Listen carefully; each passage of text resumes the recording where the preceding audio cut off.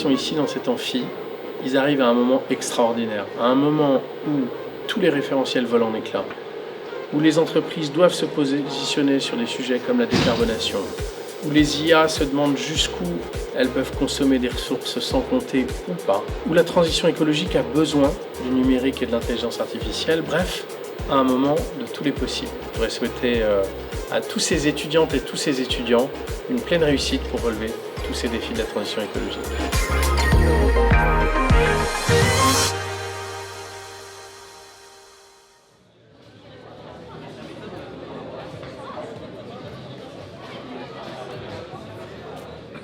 Est-ce que l'IA générative, c'est un peu comme le vaccin aujourd'hui, mais peut-être qu'on sous-estime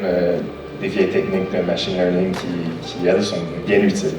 J'ai été invité à Télécom Sud Paris pour la semaine Imagine pour mettre en pratique les skills d'interaction avec l'IA générative parce que, en fait, que ce soit les étudiants ou les administrateurs de l'école ou bien les entreprises, on se demande comment on peut utiliser ces technologies-là de manière éthique, responsable, qui tiennent en compte des impacts écologiques également de l'IA. Moi, mon intervention d'aujourd'hui avec les étudiants se trouvait à en fait leur donner un exercice de créativité, par la pratique, comprendre comment des modèles de langage fonctionnent et comment également des modèles visuels fonctionnent.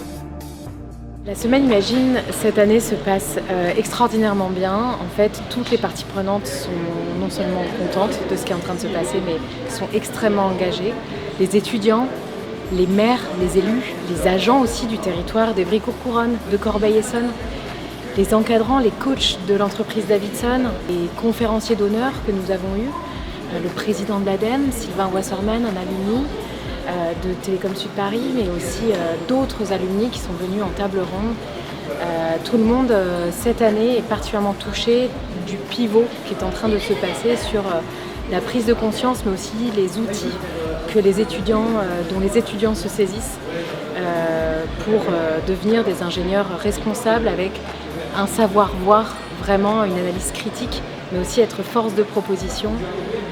pour des solutions numériques, mais pour d'autres solutions qui ne sont pas toujours numériques pour répondre aux problèmes sociétaux.